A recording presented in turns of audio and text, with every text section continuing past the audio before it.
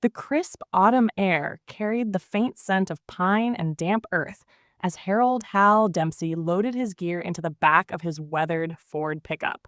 At 62, Hal had earned every gray hair on his head through decades of early mornings delivering mail and late nights chasing trout under a canopy of stars. He was a man who lived by routine.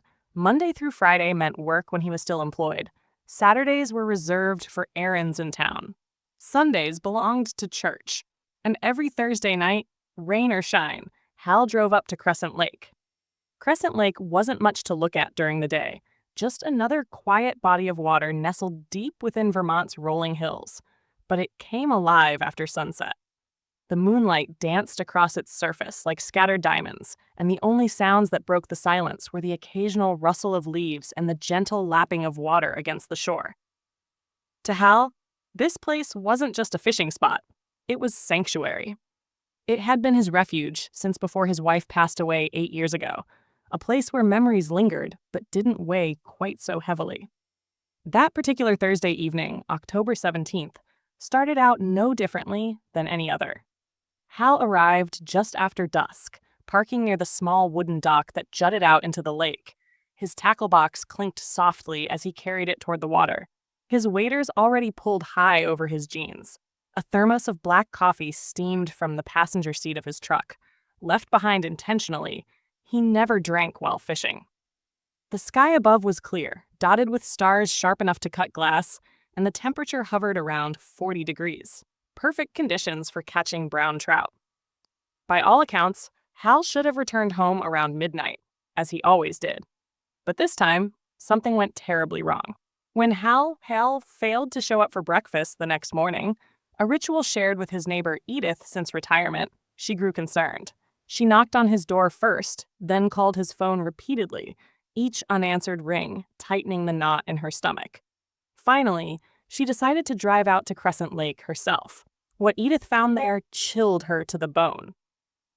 Hal's truck sat exactly where he'd parked it the night before, untouched except for a thin layer of frost glittering on the hood.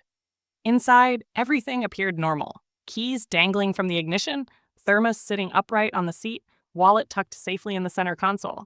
Down by the water, his folding chair lay toppled over, the rod resting half-submerged near the edge of the lake. There was no sign of struggle, no footprints in the soft mud beyond those belonging to Hal himself. Just emptiness. Word spread quickly among the tight-knit community of Chesterfield, where everyone knew everyone else's business, or thought they did. For most residents, Hal Dempsey was the definition of predictable. Steady, reliable, content in his solitude. What could possibly have driven him to vanish without a trace? As news of his disappearance reached local law enforcement, Sheriff Margaret Maggie Hargrove took charge of the investigation.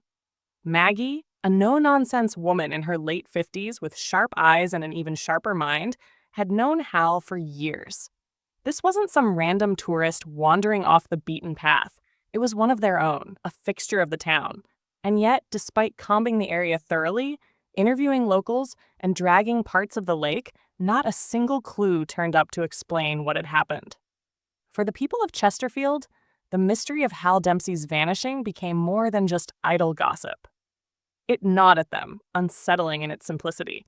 How could a man disappear so completely from a place he'd visited for decades? Was it foul play, an accident, or something far stranger? And perhaps most haunting of all, if Hal hadn't wanted to be found, why leave behind nothing but questions? The morning sun hung low over Crescent Lake, casting long shadows across the water as a pair of deputies guided their patrol boat toward the northern cove. It had been 2 days since Hal Dempsey's disappearance, and tensions in Chesterfield were running high. The lake, usually so serene, now felt like a silent witness to something sinister.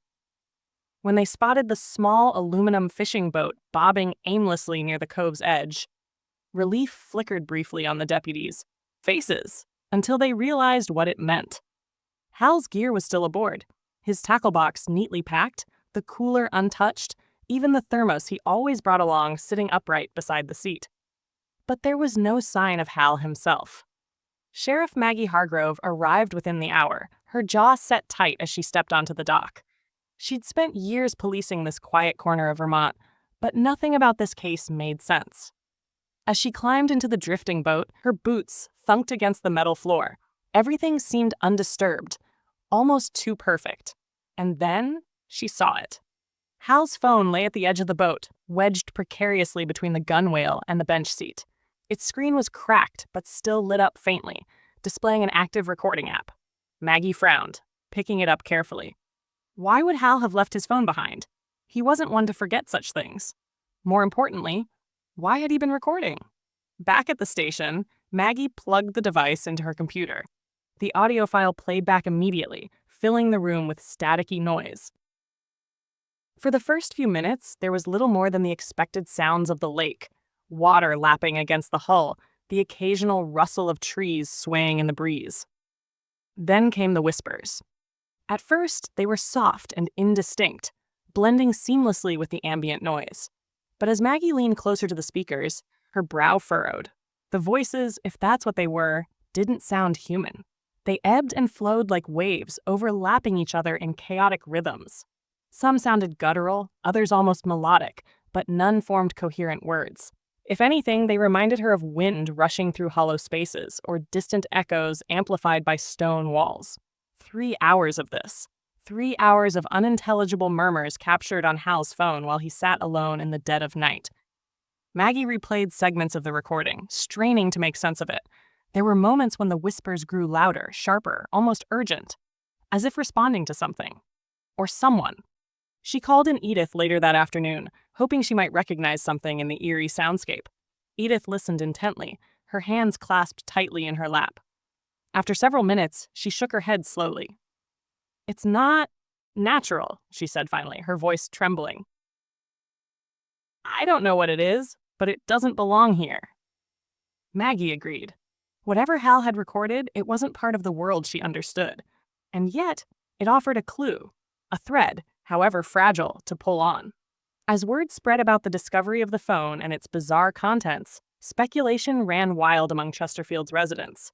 Some dismissed the whispers as interference or equipment malfunction. Others whispered darker theories, invoking old legends about Crescent Lake. Locals spoke of Native American tales warning travelers away from the northern cove, claiming the land itself held secrets best left buried. But for Maggie, superstition wouldn't solve this mystery. She needed answers grounded in fact. Who or what had Hal encountered out there on the lake? And why had he chosen to record it instead of leaving? One thing was certain. The discovery of the phone only deepened the enigma surrounding Hal Dempsey's vanishing. Something had happened that night, something Hal hadn't anticipated. Whether it involved foul play, an accident, or forces beyond comprehension remained unclear. But one truth loomed larger with every passing day. Hal Dempsey hadn't simply disappeared. He had been taken. Elise Dempsey hadn't set foot in Chesterfield, Vermont, in nearly 20 years. The last time she'd been here, she was 18, a defiant teenager with a backpack slung over one shoulder and a bus ticket clenched in her fist. Back then, leaving had felt like freedom. Staying would have meant suffocating under the weight of expectations she could never meet. Her father's quiet disappointment, his stoic disapproval of her dreams that didn't align with his vision of stability. Now, at 38, Elise returned not as the angry girl who'd fled, but as a woman carrying her own scars. Divorced, childless, and weary from years spent chasing stories that mattered more to history than they did to people. Her podcast, Shadows of the Iron Curtain, had earned her a modest following among history buffs and conspiracy theorists alike. Each episode peeled back layers of Cold War intrigue, exposing secrets buried beneath propaganda and paranoia. But for all her success, Elise couldn't shake the feeling that something vital was missing from her life. Maybe it was closure, or maybe it was forgiveness, for herself or for him. The call from Sheriff Maggie Hargrove came late on a Tuesday night. Elise listened in silence as Maggie explained what little she knew about Hal's disappearance. When Maggie mentioned the recording on Hal's phone, the unintelligible whispers, Elise felt an uneasy shiver run down her spine. It wasn't just concern for her father, it was curiosity, sharp and insistent, tugging at the edges of her mind. That voice, those whispers, they reminded her of something, though she couldn't quite place it yet. By Thursday morning, Elise was standing on the edge of Crescent Lake, staring out at the water that had consumed so much of her father's life. She wore practical clothes, a sturdy jacket, jeans, and boots, but there was no disguising the tension in her posture. This place held too many memories, none of them warm. As a child, she'd resented these fishing trips, forced to sit silently while Hal lost himself in the rhythm of casting and reeling. Now, looking at the empty dock where his truck had been found, she wondered how well she'd ever really known him. Maggie greeted her warmly enough, but Elise sensed the sheriff's skepticism. "You're not exactly the first person I'd expect to come running," Maggie said, handing her a cup of coffee. "Hal talked about you sometimes, but, well, let's just say he didn't paint the full picture." Elise nodded, sipping the bitter brew. "We weren't close," she admitted. "Not for a long time. But he's still my dad, and if someone or something took him, I want to know why." As they walked toward the northern cove, Maggie filled her in on the details of the investigation so far. Elise listened intently, asking pointed questions that betrayed her analytical mind. When Maggie described finding Hal's boat and playing the recording, Elise stopped dead in her tracks. "Can I hear it?" she asked abruptly. Maggie hesitated, then pulled out her phone. The audio file began to play, and Elise closed her eyes, focusing on the sound. The whispers washed over her, chaotic and otherworldly. For a moment, she thought she heard patterns within the noise, phrases that almost sounded familiar, though distorted beyond recognition. Her heart raced. This wasn't random interference. These weren't natural sounds. "I've heard something like this before," she murmured, opening her eyes. "During my research, there are recordings, classified ones, of alleged paranormal phenomena during the Cold War. Scientists called them EVPs, electronic voice phenomena. Most dismissed them as hoaxes, but some believed they were evidence of communication from somewhere else." Maggie raised an eyebrow. "You think your dad stumbled onto something supernatural?" Elise shook her head. "I don't know what to think, but I do know this. Whatever happened to him, it's bigger than just a missing person case. And I'm not leaving until I find out the truth." Over the next few days, Elise settled into the small guest house behind Edith's home, the same neighbor who'd once baked cookies for her as a child. Edith welcomed her with open arms, offering both comfort and insight into Hal's later years. Through their conversations, Elise began piecing together a portrait of her father she barely recognized, a man softened by grief, seeking solace in solitude, yet still yearning for connection. But every revelation brought new questions. Why had Hal started recording the lake? Had he suspected something unusual before his disappearance? And why, after all these years, did Elise feel compelled to dig deeper instead of walking away? The answers lay somewhere beneath the surface of Crescent Lake, and perhaps within the tangled web of unresolved emotions between father and daughter. Whatever awaited her, Elise knew one thing for certain. Confronting the mystery of Hal's vanishing meant confronting the ghosts of her own past. The room was silent, except for the faint hum of Maggie's computer, as Elise leaned closer to the speakers, her fingers gripping the edge of the desk. She had listened to the recording 3 times already, each playback revealing new layers within the chaotic whispers. At first, they seemed like random noise, disjointed murmurs that could have been anything from wind to static. But now, with every repetition, patterns began to emerge. And then she heard it. Her father's name, unmistakable this time. "Hal! Hal!" Elise froze, her breath catching in her throat. The voice wasn't human, not entirely, but it carried an eerie clarity, as if speaking directly to her across some unseen divide. It wasn't just saying his name, it was beckoning him, calling him forward. She rewound the audio and played it again. This time, she caught another phrase woven into the murmurs. Red pine. The words were softer, almost drowned out by the surrounding chaos, but there nonetheless. Rewinding further, she isolated yet another fragment. Hollowed shore. And finally, chillingly, came the last piece. He shouldn't have remembered. Elise sat back in her chair, her pulse racing. These weren't random phrases, they were deliberate. Someone or something was trying to communicate. But what did it mean? What shouldn't Hal have remembered? Maggie watched her intently, arms crossed over her chest. "You think those are clues?"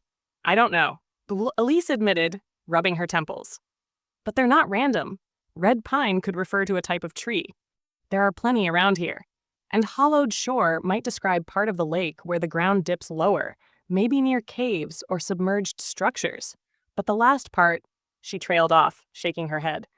He shouldn't have remembered. That sounds personal. Like whoever or whatever is behind this knows something about Hal. Maggie frowned. Do you think he stumbled onto something dangerous? Maybe old secrets tied to this area? Elise hesitated. Her historian's instincts screamed at her to dig deeper, but her gut told her this wasn't going to be a simple historical mystery. Still, she couldn't ignore the parallels between these cryptic messages and the classified Cold War recordings she'd studied. Those experiments often involved attempts to capture EVPs, electronic voice phenomena, using high-frequency equipment near bodies of water or geological anomalies. Could Hal's phone have inadvertently picked up something similar? Or worse, had he intentionally tried to record whatever was haunting Crescent Lake? Let me take a copy of this file, Elise said finally, pulling a USB drive from her pocket. I need to analyze it more carefully. There might be other fragments we're missing. Maggie handed her the drive without argument. Just promise me one thing, she said, her tone serious. If this leads somewhere dangerous, you'll tell me. I've lost too many people already. Elise nodded, though she wasn't sure she could keep that promise. Whatever force had taken Hal, it clearly wanted attention, and Elise couldn't shake the feeling that it had chosen her to answer its call. That night, alone in the guest house, Elise plugged the USB drive into her laptop and opened the audio file once more. She adjusted the equalizer settings, filtering out background noise to focus on specific frequencies. As the distorted voices grew clearer, she scribbled notes furiously. Red pine. A species of tree native to North America, often found in dense clusters, common in Vermont forests. Hollowed shore likely refers to a physical feature of the lake, possibly erosion, sinkholes, or underwater caverns. He shouldn't have remembered. Suggests Hal knew something he wasn't supposed to. A memory triggered recently? Then, buried deep within the recording, she found something new. A single sentence repeated faintly, almost imperceptibly. The door is open. Elise stared at the screen, her blood turning cold. Whatever Hal had uncovered, it wasn't just a forgotten secret. It was a threshold, one he may have crossed unknowingly. As dawn broke over Crescent Lake, Elise packed her gear and headed back to the northern cove. Armed with a map of the area and a growing sense of dread, she resolved to follow the clues left behind in the whispers. Somewhere along the red pines and hollowed shores, answers waited, and perhaps her father too. But as she stepped onto the dock, the air heavy with mist, she couldn't shake the feeling that she wasn't alone. The lake seemed alive, watching her every move. And somewhere beneath its surface, the whispers continued. The air smelled sharper as Elise approached the edge of the forest, where towering red pines stretched skyward like skeletal sentinels. Their needles rustled softly in the breeze, creating a sound that was almost melodic, almost soothing, if not for the faint undertone of unease it carried. This was the place locals called the Whispering Pines, though few dared to speak its name aloud anymore. Elise had spent hours poring over old maps and interviewing Chesterfield's oldest residents, piecing together fragments of legend and hearsay. The stories varied depending on who told them, but certain details remained consistent. The red pines encircled a secluded section of Crescent Lake, their roots twisting deep into the earth as if anchoring something below. Fishermen avoided the area after dark, claiming strange lights flickered beneath the water's surface. Hunters swore they heard voices calling from within the woods, beckoning them closer until they became hopelessly lost. But it wasn't just superstition that kept people away. It was history. In the 1950s, during the height of Cold War paranoia, government surveyors arrived in Chesterfield under the guise of studying geological anomalies. They set up camp near the northern cove, erecting temporary structures and drilling equipment that hummed day and night. At first, the townsfolk welcomed the influx of outsiders, eager for any economic boost the project might bring. But whispers soon spread about unusual activity. Strange noises emanating from the lake at night, men in suits asking prying questions about local legends, and unmarked trucks arriving under cover of darkness. Then came the disappearances. 3 teenagers vanished without a trace while camping near the Whispering Pines one summer weekend. Search parties scoured the area for weeks, but no bodies were ever found. A year later, 2 surveyors went missing during what was supposed to be a routine data collection mission. By then, rumors had taken root. The government wasn't mapping minerals or fault lines. They were experimenting with something far more sinister. Some claimed they were testing underwater sonar technology designed to detect Soviet submarines. Others whispered about attempts to communicate with entities beyond human comprehension.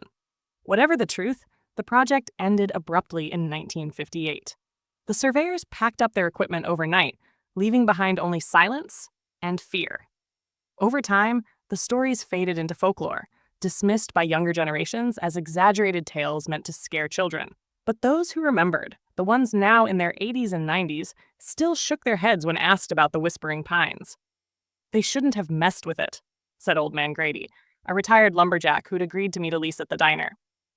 His hands trembled slightly as he sipped his coffee, his eyes darting toward the window as if expecting something to appear.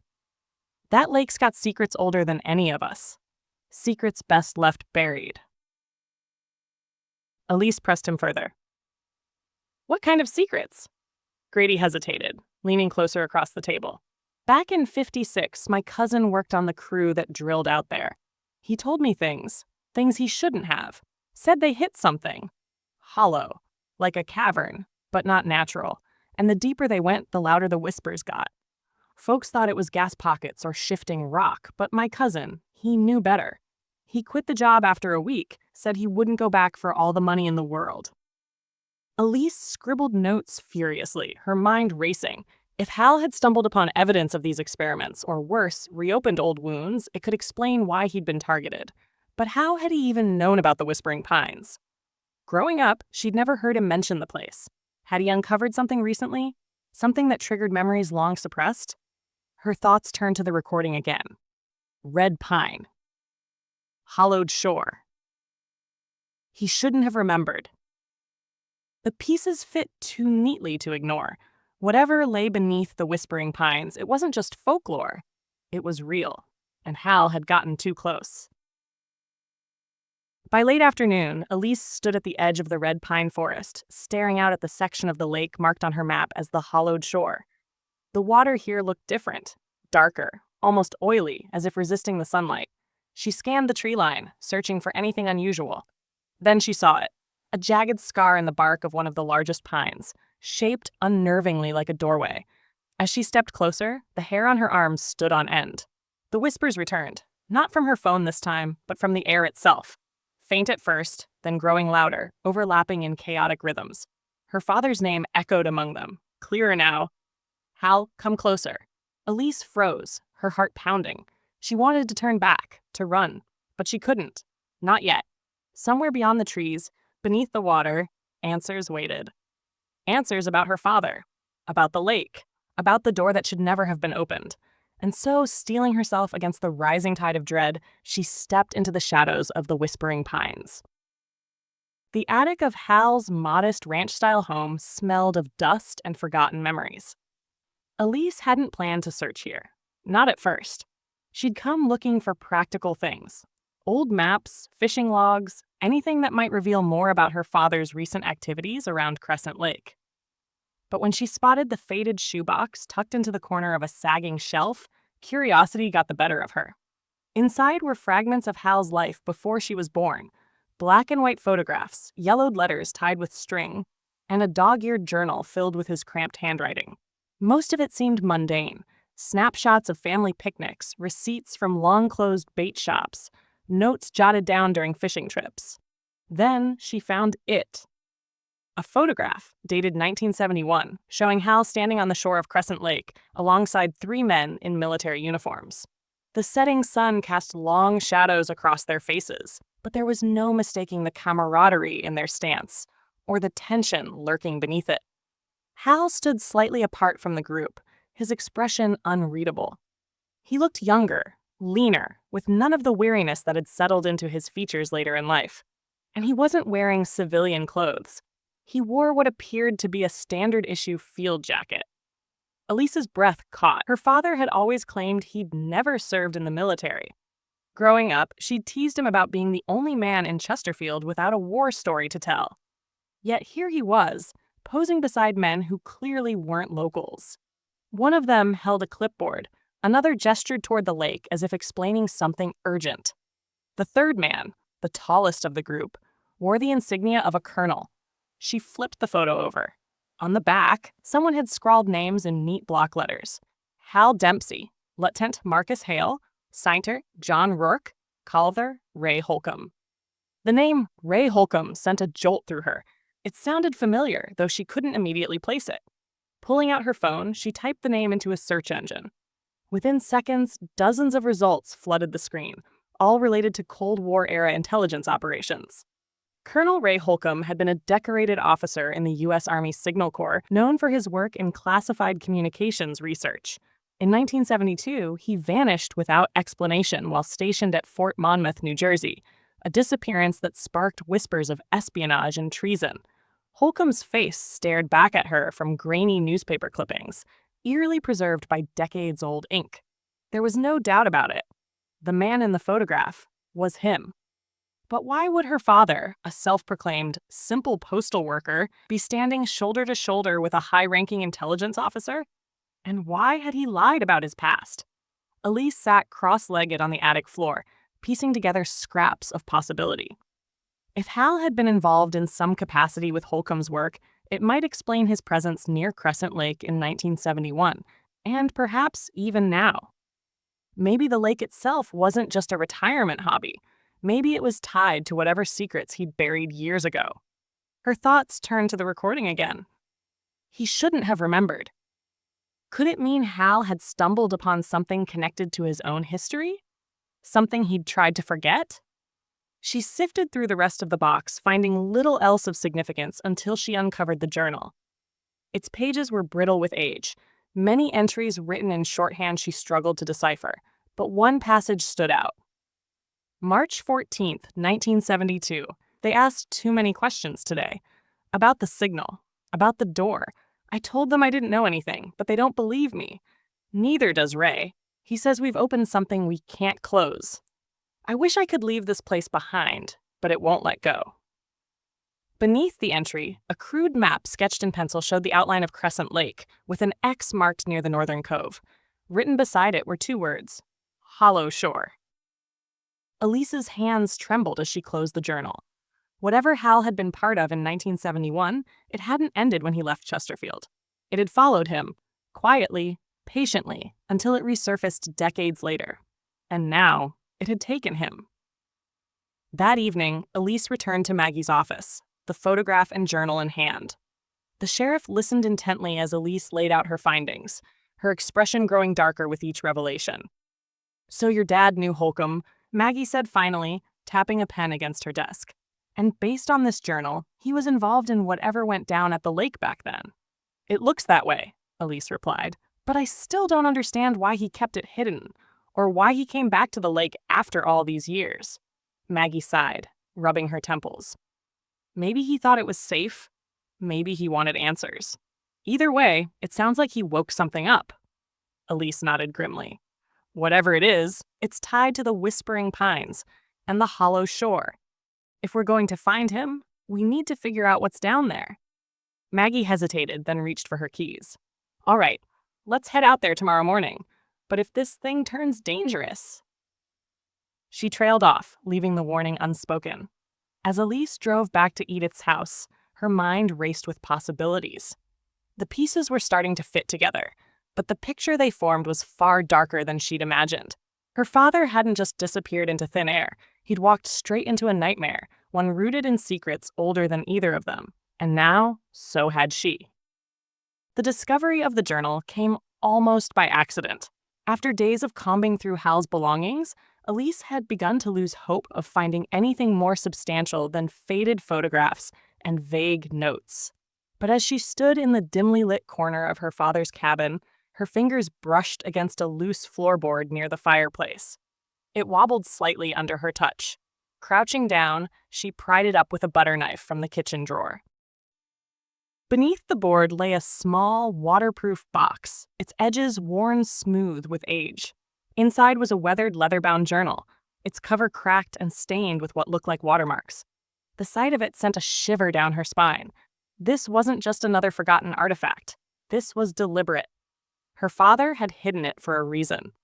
Elise carried the journal to the table and opened it carefully, half expecting dust or mildew to rise from its pages. Instead, the scent of cedar lingered faintly, as if Hal had taken pains to preserve it. The handwriting inside was unmistakably his, neat but hurried, with occasional smudges where ink had bled into the paper. As she flipped through the entries, one thing became clear. Whatever Hal had been grappling with, it had haunted him for decades. March 14, 1972. Still hearing them at night. The cold men in the woods.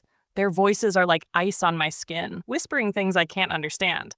Ray says it's stress, that we've all been working too hard. But I know better. They're watching me. Waiting.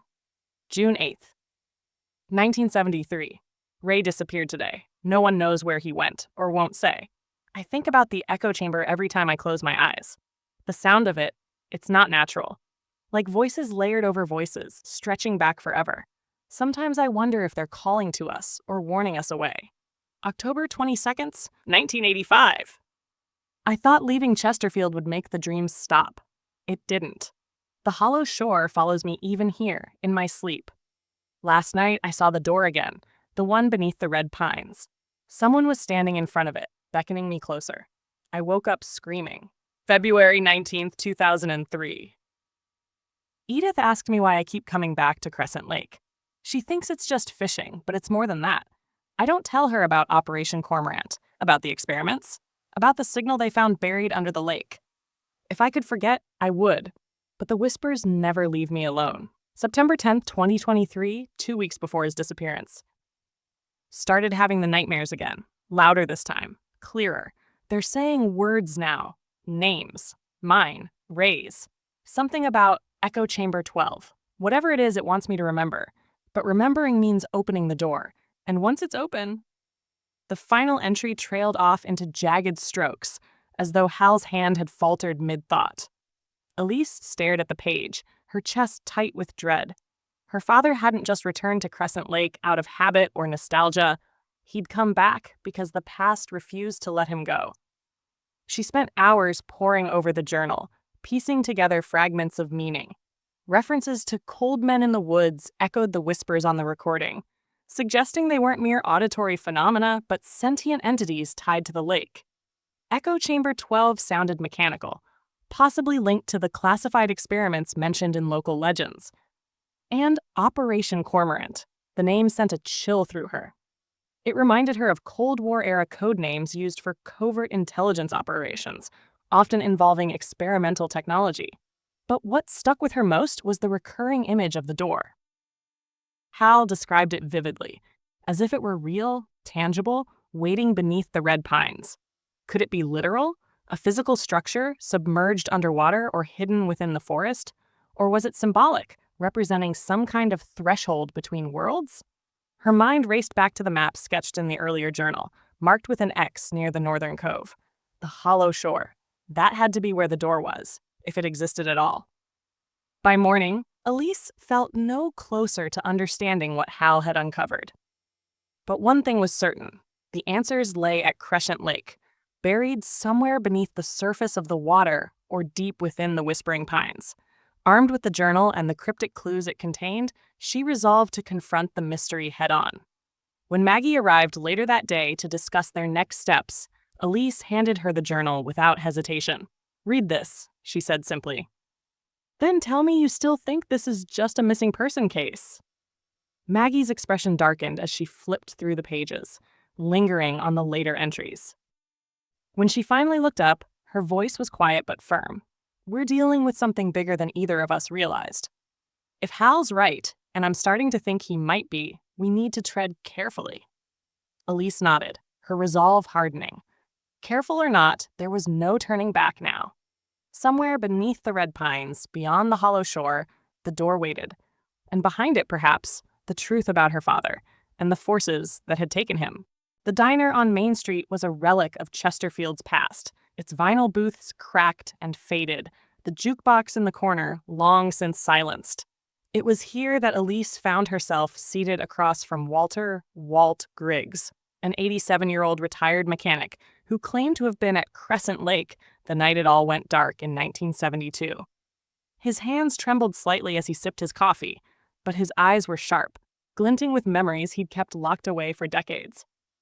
"You're Hal Dempsey's girl, ain't ya?" Walt asked, leaning forward conspiratorially. His voice carried the gravelly rasp of someone who'd spent a lifetime shouting over the roar of engines. "Heard about your pa going missin'. Can't say I'm surprised." Elise stiffened, her fingers tightening around her mug.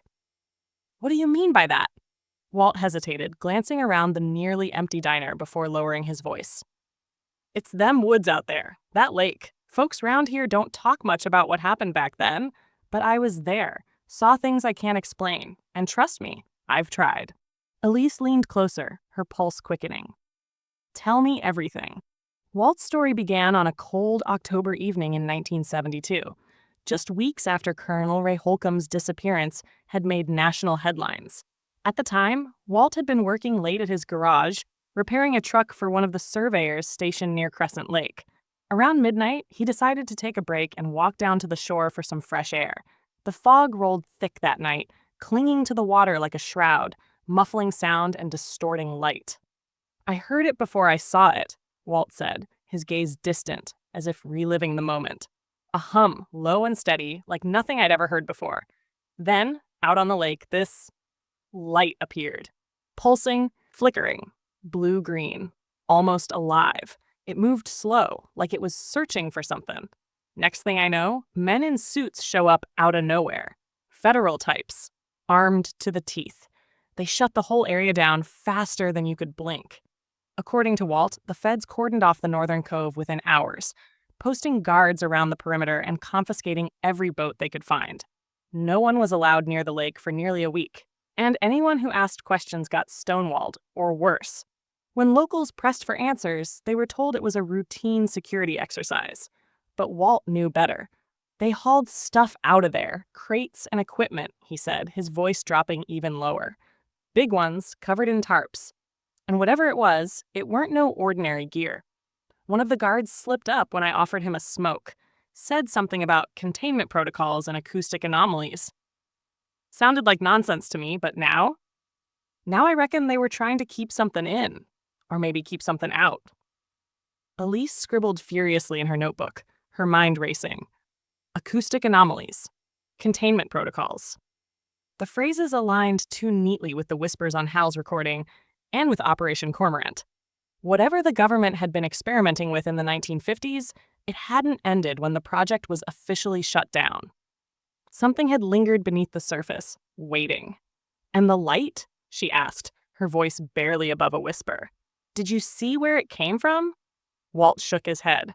"Nah, it disappeared into the fog. But I'll tell you this, it weren't no natural phenomenon. Some folks thought it was aliens, others said it was ghosts. Me, I think it was something older, something that didn't want us poking around."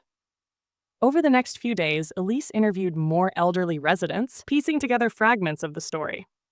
A former fisherman named Earl mentioned hearing strange noises coming from the lake during the same period, like whale songs, but wrong somehow. An aging schoolteacher recalled rumors of a massive underwater structure discovered during the initial drilling operations, though no official reports ever surfaced. Each account added another layer to the mystery, painting a picture of a place steeped in secrets far older than the Cold War experiments that had disturbed it. But one detail stood out above the rest: the red pines. Nearly everyone Elise spoke to agreed that the forest surrounding the hollow shore had always been different, quieter, heavier, as if the trees themselves guarded something buried deep within their roots. By the end of the week, Elise returned to Maggie's office, her notes bulging from her satchel. She spread them across the sheriff's desk, connecting names, dates, and locations with frantic lines and arrows. "This isn't just folklore," she said, her voice trembling with urgency. "Whatever's happening at Crescent Lake, it started long before my dad or Colonel Holcomb showed up. Those experiments, they weren't the beginning. They were a trigger." Maggie studied the web of information, her brow furrowed. So what are you saying? That the lake is haunted? Or that there's something down there we shouldn't mess with? Elise hesitated, her thoughts swirling. I don't know what it is yet, but I think Hal found out. And now, so have we. As they prepared to return to the Whispering Pines, Elise couldn't shake the feeling that they were being watched, not just by the townsfolk, but by something else. Something ancient. Whatever waited beyond the door beneath the red pines, it had been patient for decades. Centuries, perhaps. And now, thanks to her father's journal, the whispers, and the stories of those who remembered, Elise was finally ready to face it. The air grew colder as Elise's car bumped along the narrow dirt road leading to Len Carter's cabin. The aging park ranger had lived on the fringes of Crescent Lake for decades, shunning town life in favor of solitude among the trees. Locals spoke of him in hushed tones. Some called him eccentric. Others whispered that he knew things about the lake best left unsaid. When Elise tracked him down, she wasn't sure what to expect. But one thing was clear. If anyone could shed light on the mysteries surrounding the Whispering Pines, it was Len.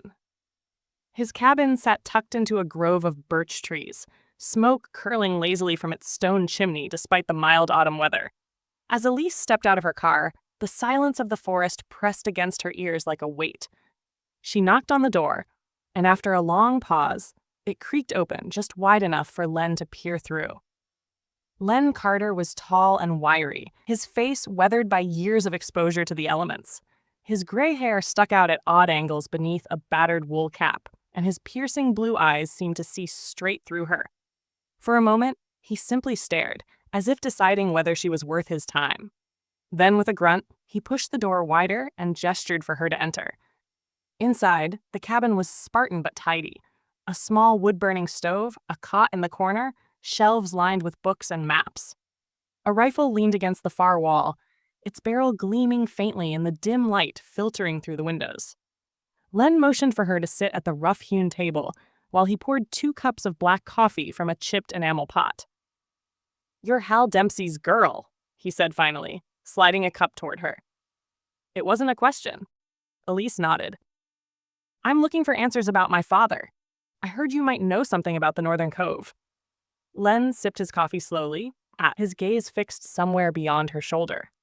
When he finally spoke, his voice was low and gravelly, carrying an undertone of warning. "That place ain't natural. Folks think it's just stories, old wives' tales to keep kids away, but I've seen things out there. Heard things." Elise leaned forward, her pulse quickening. "What kind of things?" He hesitated as though weighing how much to reveal. Finally, he set his cup down and met her eyes. Ever since they started poking around in the 50s, the lake ain't been right. First, it was lights under the water. Then voices, whispering, calling out names. Most folks don't hear them. Not clearly anyway. But some do. The ones who remember. "Remember what?" Elise asked, her voice barely above a whisper. Len's expression darkened. "Things they shouldn't. Secrets buried deep. Not just in the ground, but in their minds. Your father, he remembered. That's why they took him." A chill ran down Elise's spine. "Who took him?" "What are you talking about?" Len didn't answer directly. Instead, he reached for a worn map pinned to the wall behind him. Unfolding it onto the table, he traced a line with a gnarled finger toward the Northern Cove. Here's where the red pines grow thickest, where the whispers come from. Folks say there's a door down there, hidden in the roots, or maybe underwater. Don't matter where exactly, it's not meant for us. Not meant to be opened. Elise frowned, glancing between the map and Len's weathered face. "If you know all this, why haven't you told anyone? Why hasn't the sheriff looked into it?" Len gave a dry chuckle, shaking his head. "Sheriff Hargrove's a good woman, but she doesn't understand. No one does unless they've heard the voices themselves, and even then." He trailed off, his gaze distant again. Some doors are better left shut. Once you open them, there's no closing them again. Elise felt a surge of frustration mixed with fear. "But my father is missing. If this door has something to do with it, I need to find it." Len studied her for a long moment, his expression unreadable. Then he sighed heavily, running a hand over his stubbled jaw. "Listen close, miss. You go near that cove after dark, and they'll call to you too. They only speak to the ones who remember. And they remembered your father. Mark my words. Whatever's waiting out there knows you're coming, and it won't let you leave without paying a price. His tone left no room for argument. Whatever Len believed or feared, it was real enough to him. Elise thanked him quietly and rose to leave, her mind racing with possibilities. As she stepped back outside, the forest seemed darker, heavier somehow, as if the trees themselves were leaning closer to listen. Before she climbed into her car, Len appeared in the doorway one last time. "One more thing," he called out, his voice sharp enough to stop her in her tracks. "If you see the light, the one that pulses green-blue, don't follow it. That's how they lead you in." Elise nodded numbly, gripping the steering wheel tighter as she drove away. She didn't doubt Len's sincerity, but his warnings only deepened the mystery. Who or what had taken her father? And why did it seem so intent on drawing her closer? As night fell over Crescent Lake, Elise found herself staring at the map spread across her lap, tracing the path toward the Red Pine Cove. Somewhere beneath those ancient trees, the door awaited. And beyond it, perhaps, the truth about Hal Dempsey and the forces that had claimed him. But as Len's words echoed in her mind, she couldn't shake the feeling that opening that door would change everything. The moon hung low over Crescent Lake, casting an eerie silver glow across its surface. The air was unnaturally still, the kind of silence that pressed against your eardrums and made you hyper-aware of every sound. The creak of the boat's hull as it rocked gently in the water, the faint splash of fish breaking the surface, the rhythmic drip of condensation from her oars. Elise sat alone in a small rowboat, her flashlight dimmed to avoid drawing attention. She had returned to the exact GPS coordinates where Hal's drifting boat had been found days earlier, ignoring Len Carter's warnings and Maggie's pleas for caution. This wasn't reckless curiosity, it was necessity. Every clue pointed here, to the hollow shore beneath the red pines. If there was a door, if the whispers held answers, this was where she'd find them. Her recorder rested on the seat beside her, its red light blinking steadily as it captured the ambient sounds of the lake. At first, all she heard was the expected: water lapping against the sides of the boat, the distant hoot of an owl, the occasional rustle of leaves carried by a phantom breeze. But then came the whispers. They started softly, almost imperceptibly, a faint murmur just beneath the threshold of hearing. Elise froze, her hands gripping the oars tightly. The voices grew louder, overlapping in chaotic layers, their tones shifting between guttural growls and melodic hums. And then, unmistakably clear, "Elise." Her breath hitched. The voice wasn't human, it couldn't be, but it knew her name. It called again, insistent, beckoning. "Come closer." She glanced at the recorder, its needle spiking wildly as the audio input intensified. More words emerged from the cacophony, fragmented but deliberate. Cold War-era code phrases mingled with fragments of sentences spoken in her father's voice. "Echo Chamber 12? Signal detected? Red Pine clearance authorized." And then, chillingly personal: "You shouldn't have come." Elise's heart pounded in her chest, but she forced herself to stay calm. This wasn't random interference, it was communication. Whatever presence lingered beneath the lake, it recognized her connection to Hal. It wanted something from her. The boat drifted slightly, nudged by an unseen current pulling her toward the northern cove. Panic flared in her chest, but she fought it down, focusing instead on the recorder. If she could isolate these voices, analyze them later, maybe she could make sense of what or who was speaking to her. But as she reached for the device, the whispers changed. Now they weren't just calling her, they were warning her. "Turn back. The door is open. He waits for you." A sudden flash of green-blue light erupted from beneath the water, pulsing rhythmically like a heartbeat. It illuminated the surrounding trees, casting jagged shadows that danced unnaturally along the shoreline.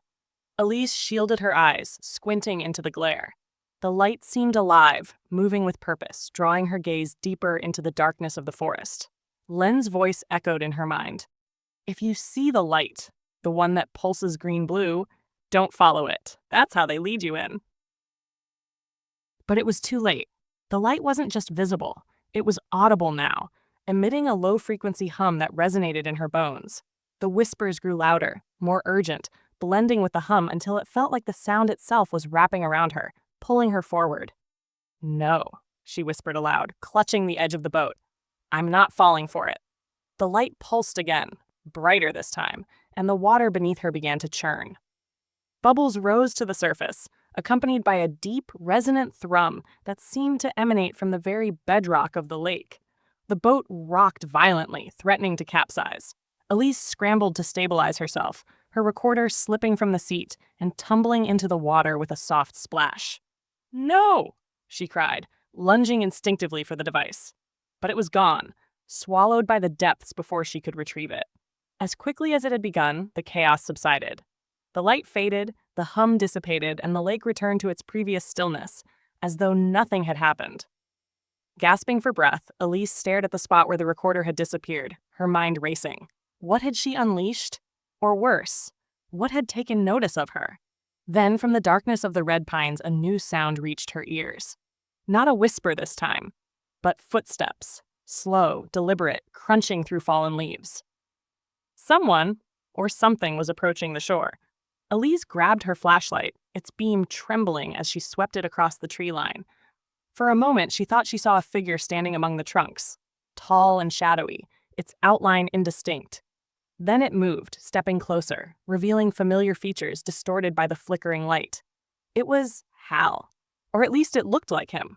His face was pale, his eyes sunken and hollow, yet filled with an unnatural intensity. He wore the same waders and jacket he'd had on the night he vanished, but they were torn and stained, as though he'd been dragged through brambles. When he spoke, his voice was layered with others, echoes of the whispers she'd recorded earlier. "Elise," he said, his tone both pleading and commanding, "you shouldn't have come." Tears welled in her eyes as she stared at him, torn between relief and terror. "Dad, is that really you?" He didn't answer directly. Instead, he gestured toward the forest, his movements jerky and mechanical. "They're waiting. The door is open. You can't leave now." "What door?" she demanded, her voice shaking. "What are you talking about?" Hal, or whatever masqueraded as him, didn't respond. Instead, he turned and began walking back into the trees, disappearing into the shadows of the whispering pines. Elise hesitated, her instincts screaming at her to turn the boat around, to flee while she still could. But the pieces were finally falling into place. The whispers, the light, the door beneath the red pines, all of it led to the same conclusion. Her father hadn't simply been taken. He'd become part of whatever force inhabited the lake.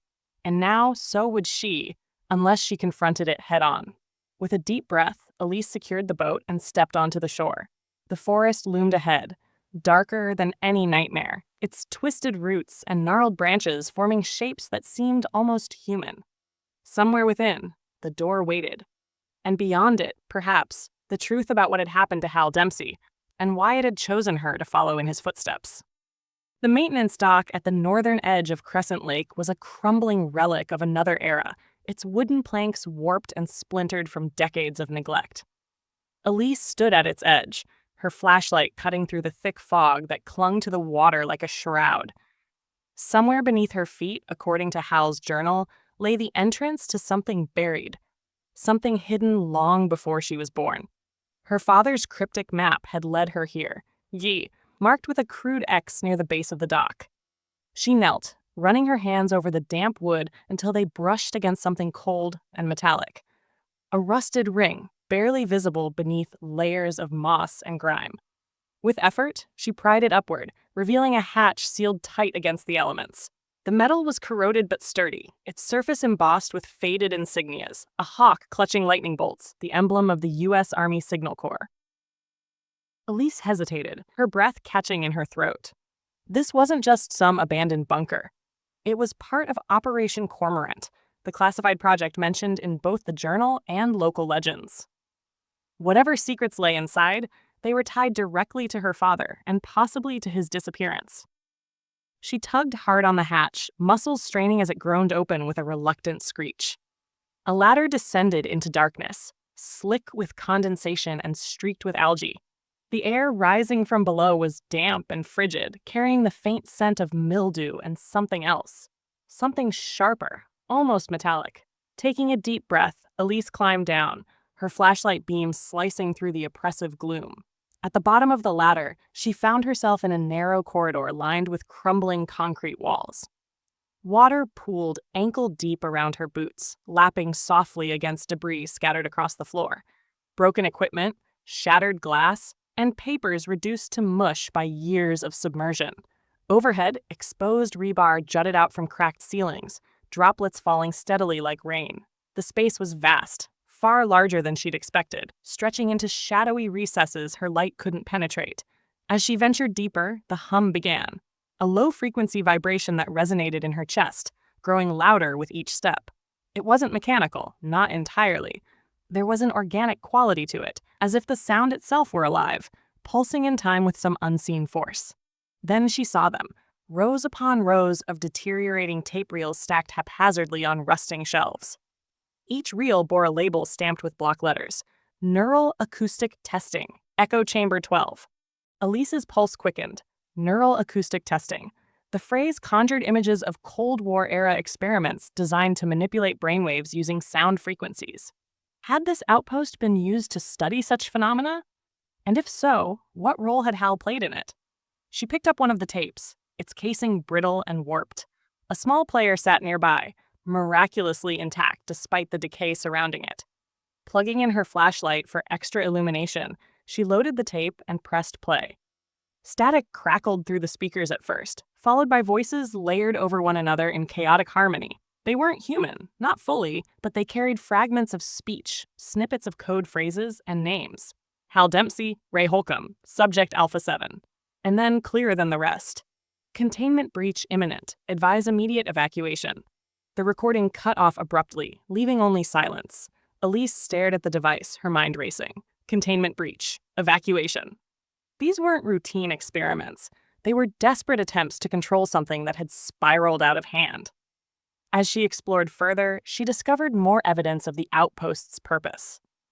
Faded photographs pinned to bulletin boards showed scientists in lab coats monitoring banks of analog equipment, their faces tense with concentration. Diagrams sketched on chalkboards depicted waveforms intersecting with neural pathways, alongside equations too complex for her to decipher. But one phrase appeared repeatedly, scrawled in bold letters across multiple surfaces. The signal is not natural. Whatever they had been studying here, it hadn't originated from human technology, or perhaps even this world. In the center of the facility, she found the source of the hum, a massive chamber submerged partially in water, its walls embedded with speakers and sensors. Thick cables snaked outward from the structure, disappearing into the flooded depths. Above it hung a sign bolted to the ceiling, Echo Chamber 12, Restricted Access. Elise approached cautiously, her flashlight revealing strange symbols carved into the chamber's exterior. They looked ancient, unlike anything she'd seen in her research, yet they seemed to pulse faintly in rhythm with the hum.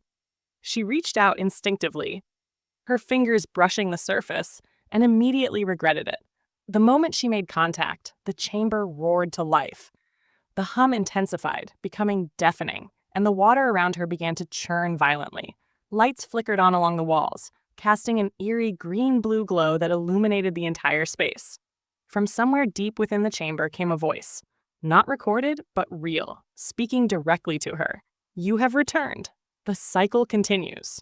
Elise stumbled backward, her heart pounding. "Who are you?" she shouted, her voice trembling. "What do you want?" The response came not in words, but in images flashing through her mind. Hal standing before the door beneath the red pines, reaching out hesitantly. Colonel Holcomb shouting orders, his face contorted with fear.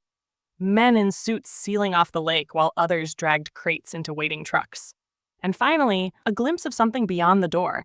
A void filled with shifting shapes, whispering voices, and eyes that watched without blinking.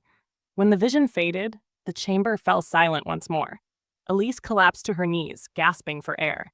She understood now why Hal had kept returning to Crescent Lake, why he'd hidden the journal, why he'd tried to forget. He hadn't just uncovered a secret. He'd opened a gateway. And now, whether she wanted to or not, she was part of it. As she climbed back toward the surface, the whispers followed her, echoing in her ears like a promise or a threat. Whatever waited beyond the door, it knew her name, and it wouldn't let her go until she faced it. The crunch of gravel under tires was the first sign that Elise wasn't alone. She had just stepped out of her car at the edge of Crescent Lake, her mind still reeling from the discovery of the flooded bunker and its chilling contents, when a sleek black sedan pulled up behind her. Its windows were tinted, reflecting the pale morning light like a mirror. For a moment, she considered driving away, but before she could react, the passenger side window rolled down. "Miss Dempsey?" The voice was calm, measured, but carried an undertone of authority. A man leaned slightly forward, his face partially obscured by shadow. He wore a dark suit, his tie perfectly knotted, and his expression gave nothing away. "May I have a word?" Elise hesitated, gripping the strap of her satchel tighter. "Who are you?" The man opened the door and stepped out, smoothing his jacket as he approached. His movements were deliberate, almost rehearsed. "My name is Agent Daniel Graves," he said, producing a badge wallet with practiced ease. Inside was an ID card bearing the seal of the Department of Energy. "I understand you've been asking questions about your father's disappearance and about Crescent Lake." Her stomach tightened. Whoever this man was, he wasn't here by coincidence. "What do you want?" Graves gestured toward the lake, his tone softening slightly. "Perhaps we could speak somewhere more private? This isn't the kind of conversation best had in the open." Elise crossed her arms, standing her ground. "Say what you need to say right here, or leave." He studied her for a moment, then nodded, seemingly unfazed by her defiance. "Very well. Let me be clear.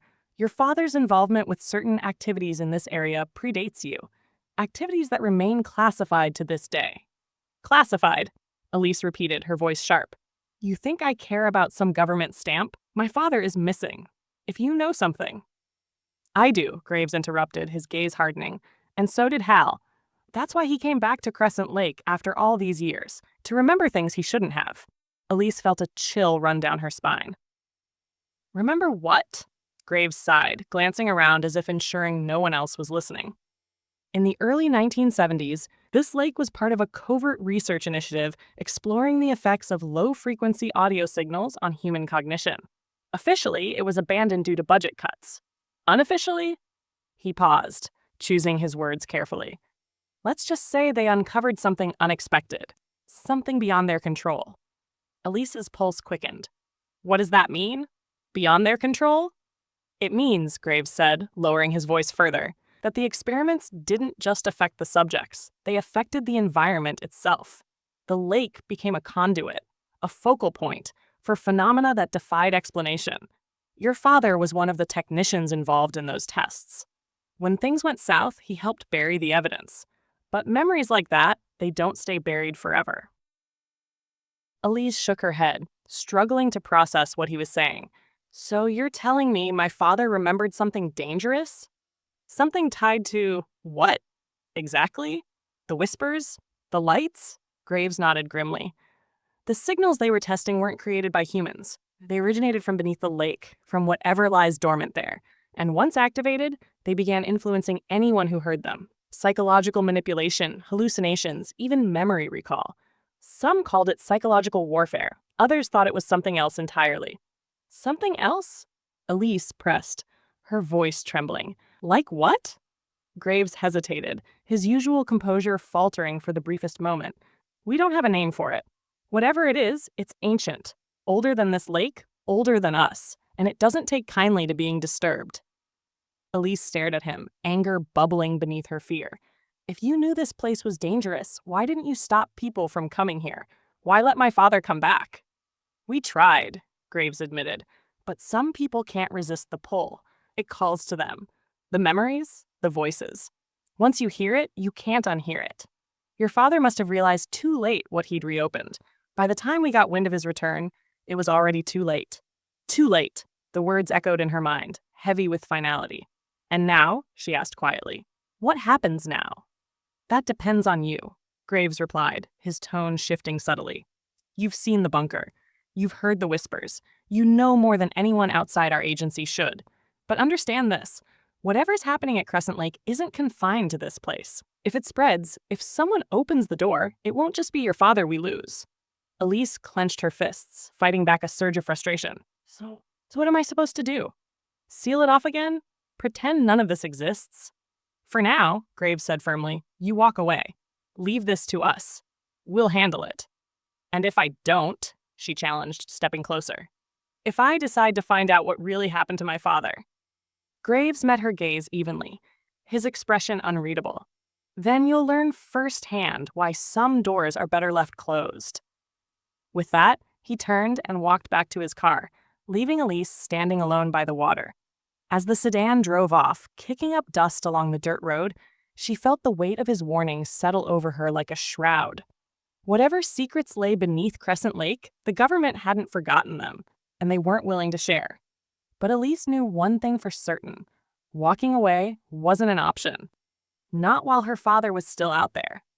Not while the whispers continued to call her name. As she gazed out at the shimmering surface of the lake, she resolved to confront the truth, no matter the cost.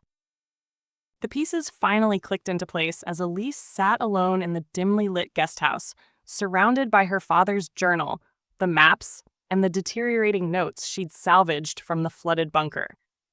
Each clue had been a thread, and now, pulling them together, she began to see the full tapestry of what Hal Dempsey, and others like him, had endured.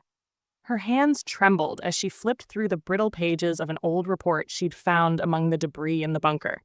The document was labeled Project Cormorant Phase 3 Neural Acoustic Conditioning Trials.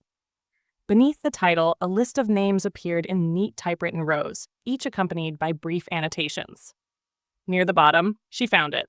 Subject D14, Harold Dempsey, civilian volunteer, status terminated, memory suppression protocol successful. Notes. Exhibited heightened susceptibility to low-frequency signals, recommended for long-term monitoring. The words hit her like a punch to the gut. Her father hadn't just worked at Crescent Lake, he'd been part of the experiment. One of several civilian volunteers exposed to prolonged auditory stimuli designed to manipulate their subconscious minds. The goal, according to the fragmented reports, was to create a method of psychological control that could be used against enemy operatives during the Cold War. But the project had spiraled out of control when the subjects began exhibiting erratic behavior, hallucinations, memory loss, even violent episodes. Most of the test subjects disappeared shortly after the trials were shut down. Some were institutionalized, others simply vanished without explanation. Only a handful, like Hal, had been allowed to leave under strict supervision, their memories suppressed using experimental techniques. Or so the government claimed. But suppression didn't mean erasure, and over time, cracks began to form. Elise remembered the nightmares her father used to have when she was a child. The restless nights punctuated by muffled shouts and the sound of him pacing the hallway. She'd always assumed they were stress-related, remnants of his job or personal struggles. Now she realized they were something far darker. Echoes of what he'd experienced beneath the red pines. She turned back to the journal, rereading entries with new clarity. Phrases like cold men in the woods and the door beneath the lake took on sinister meanings. The whispers weren't random. They were fragments of the conditioning program reasserting itself, triggered by proximity to the source signal. And Hal's recurring dreams? They weren't memories of the past, but glimpses of something timeless, ancient, tied to whatever force lay buried beneath Crescent Lake. Her research into Project Cormorant revealed more unsettling details.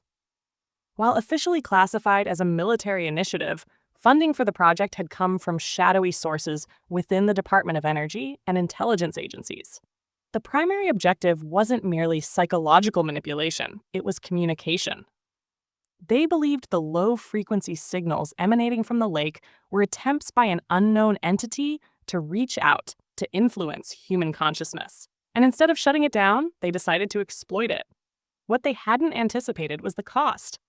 Subjects who survived the initial trials reported hearing voices, seeing visions, feeling an overwhelming compulsion to return to the site of the experiments. Those who resisted often suffered catastrophic mental breakdowns. Those who gave in disappeared. Hal had resisted for decades, until recently. Elise stared at the map sketched in his journal, tracing the path from the whispering pines to the hollow shore. Somewhere along that route lay the door, an entrance to whatever realm the signal originated from. It wasn't just a physical structure, it was a threshold between worlds. And Hal, whether knowingly or not, had crossed it. Her thoughts turned to Agent Graves and his ominous warning. If the government knew about the risks posed by the lake, why hadn't they destroyed the site completely? Why allow anyone near it at all, unless they still needed it? The realization sent a chill through her. Project Cormorant might have ended publicly in the 1970s, but covert operations rarely stayed dormant forever. If the technology or the entity behind it could be harnessed again, the potential applications were limitless. Psychological warfare, mind control, communication with forces beyond human comprehension. All of it waited beneath the surface, safeguarded by the same whispers that had lured her father back. And now, they were calling to her too. As dawn broke over Chesterfield, Elise packed her gear with grim determination. She understood the stakes now, the danger lurking in every step forward. But understanding didn't make the choice any easier. Turning away would mean abandoning her father to whatever fate awaited him beyond the door. Pressing on meant risking everything, including her sanity. She glanced at the recorder sitting on the table, its red light blinking faintly as it replayed snippets of the audio captured on the lake. Come closer. The cycle continues. You shouldn't have come. For a moment, she considered smashing it, silencing the voices once and for all. But deep down, she knew it wouldn't stop them. The whispers weren't confined to machines or tapes. They lived in her mind now, woven into her thoughts like a second heartbeat. With a heavy sigh, she slipped the recorder into her bag and zipped it shut. Whatever lay ahead, she couldn't face it alone. Picking up her phone, she dialed Maggie Hargrove's number. "Sheriff," she said when Maggie answered, her voice steady despite the storm raging inside her. "I need your help. We're going back to the Northern Cove." There was a pause on the other end of the line. Then Maggie replied, her tone resolute. "All right. But this time, we do it my way." Elise nodded, though Maggie couldn't see her. Agreed. "And Sheriff?" "What is it? If things go sideways," Elise hesitated, swallowing hard. "Promise me you'll burn it all down, everything." Maggie's response was immediate, unwavering. "You have my word." As Elise hung up, she felt a flicker of resolve ignite within her. The journey ahead would demand courage, sacrifice, and perhaps more than she was prepared to give. But one thing was certain, she wouldn't let the whispers win. Not while her father's fate and her own soul hung in the balance. Crescent Lake awaited, and beyond its waters, the door stood open. The bunker's flooded chamber was silent now, save for the faint drip of water echoing through the cavernous space. Elise stood before the massive Echo Chamber 12, her flashlight casting jagged shadows across its corroded surface. The symbols carved into the walls seemed to shimmer faintly in the beam, as if alive with some residual energy. Her hands trembled as she adjusted the recorder, rewinding the tape to play it again. The whispers filled the air, layered and discordant, yet unmistakably familiar. She had heard them on Hal's phone, on the lake, even in her own mind since stepping foot in this cursed place. But here, surrounded by the remnants of Project Cormorant, their origin became horrifyingly clear. They weren't random voices, or at least, not entirely.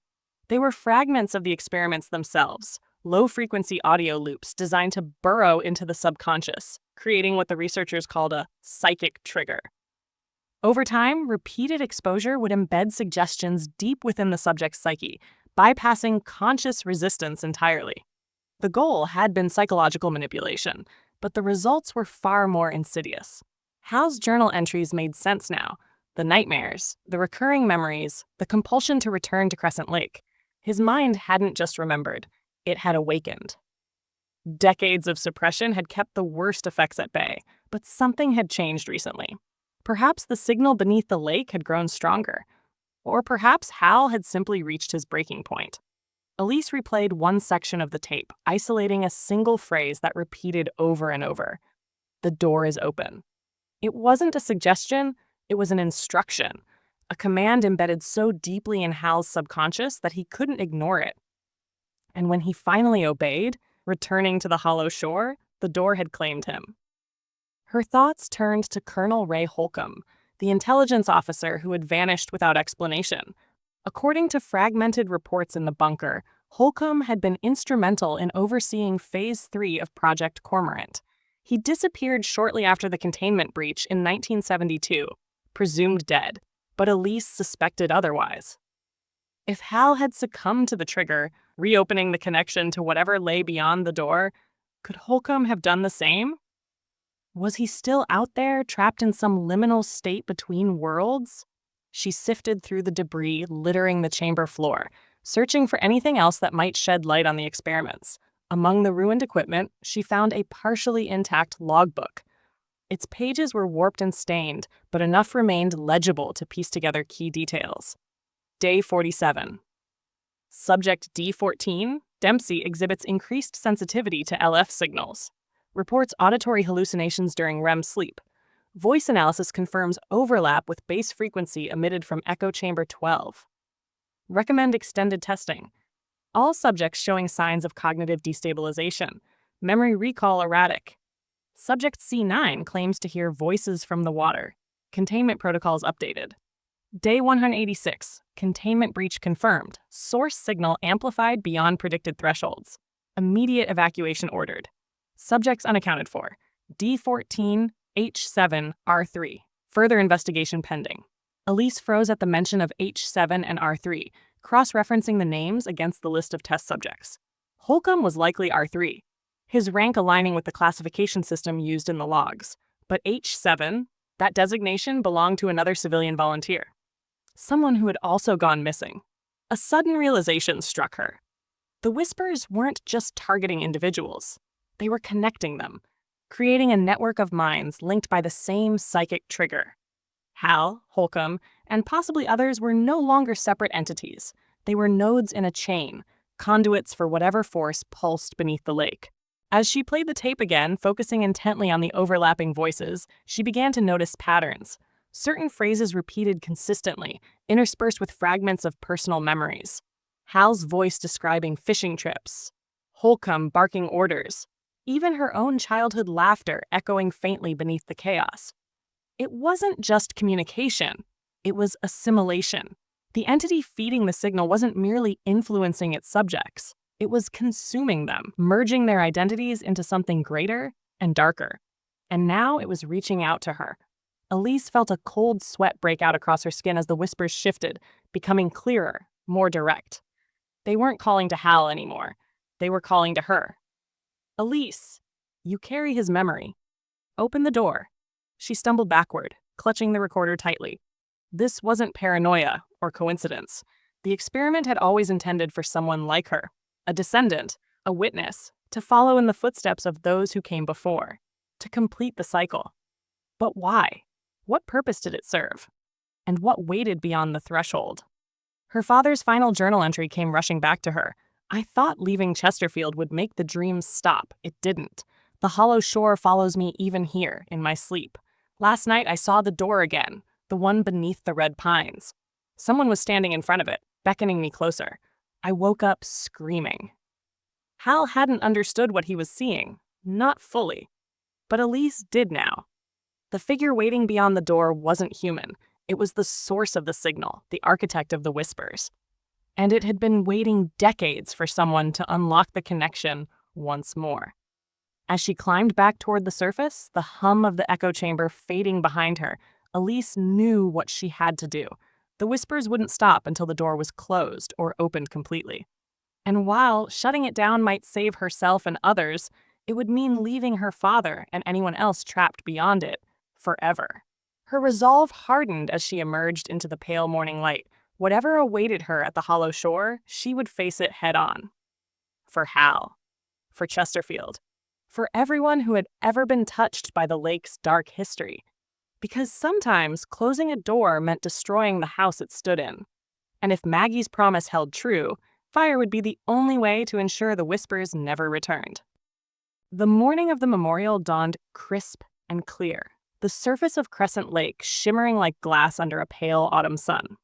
Elise stood at the water's edge, her hands trembling slightly as she held the small wooden box containing her father's fishing lures.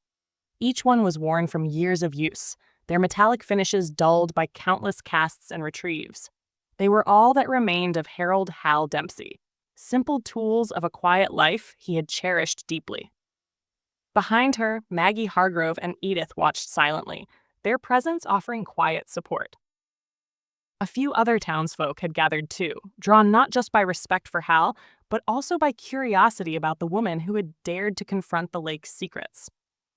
For many in Chesterfield, this moment marked an end, not just to the mystery of Hal's disappearance, but perhaps to the lingering unease that had haunted the community for decades. Elise took a deep breath, steadying herself before speaking. Her voice carried softly over the stillness, breaking the silence without disturbing it. "This was his place," she began, her gaze fixed on the horizon where the red pines met the water.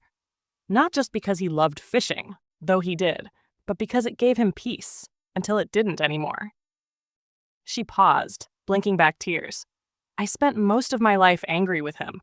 Angry for being distant, for keeping things hidden, for leaving when I needed him most. And maybe he left because he thought he was protecting me." Her fingers tightened around the box, feeling the weight of its contents and the memories they represented. "But now I know better. He wasn't just running away. He was trying to outrun something he couldn't escape, something none of us could have understood unless we lived it ourselves." She knelt down, opening the box and scattering the lures into the water one by one. The ripples spread outward, catching the sunlight in fleeting glimmers before fading into calm once more. It felt fitting somehow that these small pieces of him would return to the lake, becoming part of it forever. "I don't know what happened to him out there," she continued, her voice stronger now. "And I may never find his body. But I do know this. He didn't choose to leave us willingly. Whatever took him, whatever called him back to this place, it wasn't human. And it wasn't kind." As the final lure sank beneath the surface, Elise straightened, turning to face the gathering. "My father taught me how to cast a line, but he never taught me how to let go. Maybe that's why I came back here. To learn how. To face the truth about who he was and who I am, and to make sure no one else has to suffer because of what happened here." Later that evening, alone in the guest house, Elise sat at her laptop, staring at the blank screen. The notes from her investigation sprawled across the desk beside her. Photographs of the bunker, fragments of Hal's journal, transcripts of the whispers captured on tape. All of it pointed to one undeniable conclusion.